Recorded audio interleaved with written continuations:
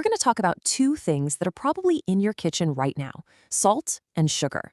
Now, we all know they're different, but what's really fascinating is how they both put stress on one of your body's most important systems, but in completely different ways. And understanding this is kind of the key to figuring out why you sometimes just feel, well, a bit off. That feeling, right? Maybe you eat a certain meal and suddenly your rings feel tight, or you look in the mirror and your face just seems a little puffier than usual. Well, that's not just in your head. It's actually a direct signal from your body trying to tell you something. See, that feeling is a clue. It's a sign that a really hard-working internal network is busy dealing with the aftermath of what you ate. It's about time we pulled back the curtain and met this unsung hero. So let's meet this system. We are talking about your lymphatic system. And the best way to think about it, it's basically your body's dedicated 24/7 cleanup crew and security force all rolled into one. What is it exactly? Well, it's this incredible, massive network of tiny vessels and nodes that runs all through your body, like a second circulatory system. Its main job is to act as a drainage system, managing fluid levels and filtering out all the junk to keep your internal environment clean. And it does so much. It's a huge player in your immune response, fighting off germs. It's constantly cleaning up cellular waste and toxins. It's absolutely crucial for keeping the fluid levels in your body balanced. It even helps absorb fats from your food. Seriously, it's a major multitasker. And that quote just nails it, right? If your body is a castle, the lymphatic system is the entire defense force. Keeping that in mind, let's look at how we, often without realizing it, put this vital system under a ton of stress, starting with salt. First up, salt. And we're not talking about a little sprinkle for flavor. We're talking about what happens when you have a really high sodium meal, say from takeout or processed foods. Its effect is all about one thing: fluid overload.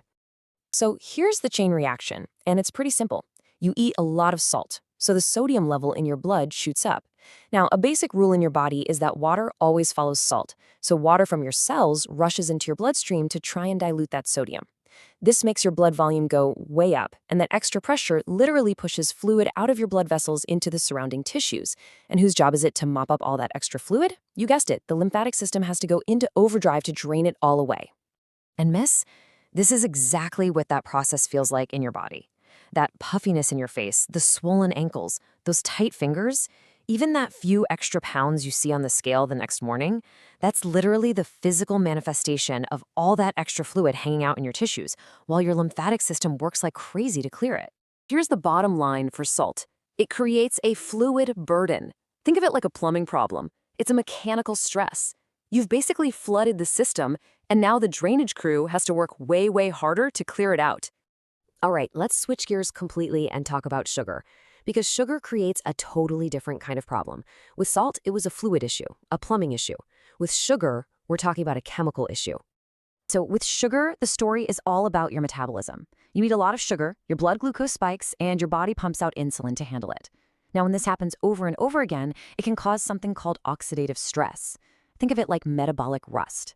And this stress triggers the creation of inflammatory proteins. Now the lymphatic system has a totally new job. It's not just draining fluid, it's trying to clear out all this sticky, inflammatory debris.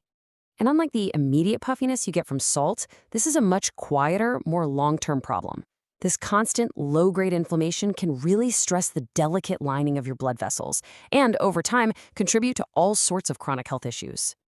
There it is, the key difference. If salt creates a fluid burden, sugar creates an inflammatory burden. It's a chemical mess that gums up the works, forcing your body's defense system to be on constant cleanup duty for metabolic waste. All right, let's put these two troublemakers side by side. This is where it gets really clear. It's a tale of two very, very different kinds of stress on the exact same system. I love this slide because it just lays it all out so perfectly.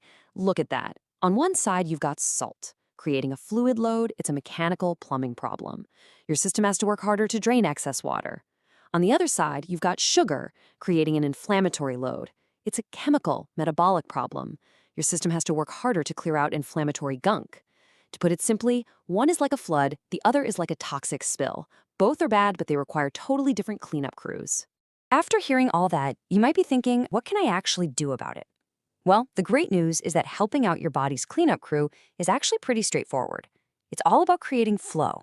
See, here's the thing. Your blood has a heart to pump it around, but your lymphatic system doesn't. It relies on you moving your body. So movement, walking, cycling, anything, is what physically pushes that fluid along. Of course, hydration is huge. You need plenty of water to keep the fluid thin and moving easily. Eating anti-inflammatory foods with good nutrition means you're giving the system less inflammatory junk to clean up in the first place. Even something as simple as deep breathing acts like a pump for your lymphatic system. And of course, getting good sleep is when your body does most of its repair and cleanup, and even just improving your posture can open up key drainage pathways. It's all connected. And I really want to land on this idea because it is so, so important. This isn't about being afraid of salt or sugar. It's about understanding the physiology. It's about knowing how your amazing body works so you can work with it, not against it. It's about empowerment. I'll leave you with this question to think about. Now that you know the difference between a fluid burden and an inflammatory burden, what's one small, simple change you can make today to give your body's cleanup crew a little bit of help? Thanks so much for tuning in.